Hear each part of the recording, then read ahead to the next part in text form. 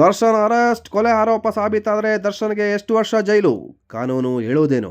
ಇದರ ಬಗ್ಗೆ ಸಂಪೂರ್ಣ ಮಾಹಿತಿ ಕೊಡ್ತೇನೆ. ಇದು ಸ್ಕ್ವಾರಲ್ ಕನ್ನಡ ಯೂಟ್ಯೂಬ್ ಚಾನಲ್. ನಾನು ಋಷಿ. ಸ್ಯಾಂಡಲ್ವುಡ್ನಲ್ಲಿ ಸದಾ ಒಂದಿಲ್ಲೊಂದು ವಿವಾದಗಳಿಂದ ಸುದ್ದಿಯಾಗುವ ನಟ ದರ್ಶನ್ ಈ ಬಾರಿ ಕೊಲೆ ಪ್ರಕರಣದಲ್ಲಿ ಸುದ್ದಿಯಾಗಿದ್ದಾರೆ.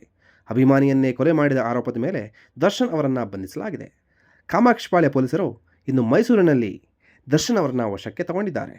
ದರ್ಶನ್ ಸ್ನೇಹಿತೆ ಪವಿತ್ರ ಗೌಡ ಬಗ್ಗೆ ಅಶ್ಲೀಲವಾಗಿ ಕಮೆಂಟ್ ಮಾಡಿದ್ದಕ್ಕೆ ಅಭಿಮಾನಿ ರೇಣುಕಾ ಸ್ವಾಮಿಯನ್ನು ಕೊಲೆ ಮಾಡಲಾಗಿದೆ ಎನ್ನುವ ಆರೋಪ ಕೇಳಿಬಂದಿದೆ. ಪ್ರಕರಣಕ್ಕೆ ಸಂಬಂಧಪಟ್ಟಂತೆ ಈಗಾಗಲೇ 10 ಆರೋಪಿಗಳನ್ನು ಬಂಧಿಸಲಾಗಿದೆ. ದರ್ಶನ್ ಸೂಚನೆ ಮೇರೆಗೆ ಕೊಲೆ ಮಾಡಿರುವುದಾಗಿ ಆರೋಪಿಗಳು ತಪ್ಪೊಪ್ಪಿಕೊಂಡಿದ್ದಾರೆ. ಕೊಲೆ ಪ್ರಕರಣಕ್ಕೆ ಸಂಬಂಧಪಟ್ಟಂತೆ ಇರುವ ಕಾನೂನುಗಳೇನು? ದರ್ಶನ್ ಜಾಮೀನಿಗೆ ಸಿಗುವ ಸಾಧ್ಯತೆ ಇದೆಯಾ? ಅವರು ಕೊಲೆ ಪ್ರಕರಣದಲ್ಲಿ ಶಾಮೀಲಾಗೋದು ಸಾಬೀತಾದರೆ ಎಷ್ಟು ವರ್ಷ ಶಿಕ್ಷೆ ಆಗುತ್ತೆ? ಇದರ ಎಲ್ಲ ಸಂಪೂರ್ಣ ಮಾಹಿತಿ ಇವಾಗ ಕೊಡ್ತೇನೆ. ಸೆಕ್ಷನ್ 302 ಹೇಳೋದೇನು? ಭಾರತದ ದಂಡ ಸಂಹಿತೆಯ IPC ಸೆಕ್ಷನ್ 302 1986ರಲ್ಲಿ ಲಾರ್ಡ್ ಮೆಕಾಲೆ ಜಾರಿಗೆ ತಂದರು.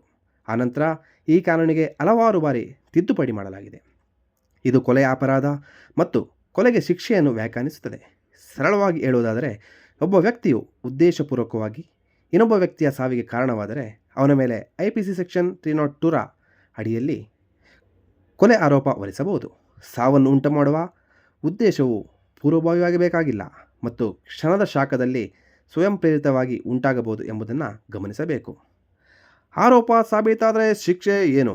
IPC ಸೆಕ್ಷನ್ 302ರ ಅಡಿಯಲ್ಲಿ ಕೊಲೆಗೆ ಶಿಕ್ಷೆಯು ಜೀವಾವಧಿ ಶಿಕ್ಷೆ ಅಥವಾ ಮರಣದಂಡನೆ ಆಗಿದೆ. ಪ್ರತಿ ಪ್ರಕರಣದ ಸತ್ಯ ಮತ್ತು ಸಂದರ್ಭಗಳ ಆಧಾರದ ಮೇಲೆ ಶಿಕ್ಷೆಯನ್ನು ನಿರ್ಧರಿಸುವ ವಿವೇಚನೆಯನ್ನು ನ್ಯಾಯಾಲಯ ಹೊಂದಿದೆ. ಅಸಾಧಾರಣ ಕ್ರೌರ್ಯ ಅಥವಾ ಕ್ರೌರ್ಯದಿಂದ ಕೊಲೆಯಾದ ಪ್ರಕರಣಗಳಲ್ಲಿ ನ್ಯಾಯಾಲಯವು ಮರಣದಂಡನೆ ನೀಡಬಹುದು. ಪ್ರಕರಣದಿಂದ ಪ್ರಕರಣಕ್ಕೆ ಇದು ವಿಭಿನ್ನವಾಗಿರುತ್ತದೆ. ಹೆಚ್ಚುವರಿಯಾಗಿ ದಂಡ, ಸಮುದಾಯ ಸೇವೆ ಮತ್ತು ಗಡೀಪಾರು ಮಾಡುವಂಥ ಇತರ ಶಿಕ್ಷೆಗಳನ್ನು ನಿಮ್ಮ ಮೇಲೆ ವಿಧಿಸಬಹುದು. ಹಾಗಾದರೆ ದರ್ಶನ್ಗೆ ಜಾಮೀನು ಸಿಗುತ್ತಾ? IPC ಸೆಕ್ಷನ್ 302 ಹಾಗಾದರೆ ನಟ ದರ್ಶನ್ಗೆ ಜಾಮೀನು ಸಿಗುತ್ತಾ? IPC ಸೆಕ್ಷನ್ 302 ಜಾಮೀನು ರಹಿತ ಮತ್ತು ಸಂಯೋಜಿತವಲ್ಲದ ಅಪರಾಧವಾಗಿದೆ. ಈ ಪ್ರಕರಣದಲ್ಲಿ ಬಂಧಿತ ಆರೋಪಿಯನ್ನು ಸುಲಭವಾಗಿ ಜಾಮೀನಿನ ಮೇಲೆ ಬಿಡುಗಡೆ ಮಾಡಲು ಸಾಧ್ಯವಿಲ್ಲ ಮತ್ತು ಪ್ರಕರಣವನ್ನು ಒಳಗೊಂಡಿರುವ ಕಕ್ಷಿದಾರರ ನಡುವೆ ನ್ಯಾಯಾಲಯದವರೆಗೆ ಇತ್ಯರ್ಥವಾಗುವುದಿಲ್ಲ. ಆರೋಪಿಯು ವಿಚಾರಣೆಗೆ ಹಾಜರಾಗಬೇಕು ಮತ್ತು ಅವನ ಕೃತ್ಯಗಳ ಸಂಪೂರ್ಣ ಪರಿಣಾಮವನ್ನು ಎದುರಿಸಬೇಕಾಗುತ್ತದೆ. ಹಾಗಾದರೆ ಜಾಮೀನು ಪಡೆಯಲಿರುವ ದಾರಿಗಳು ಯಾವುದ್ಯಾವುದು?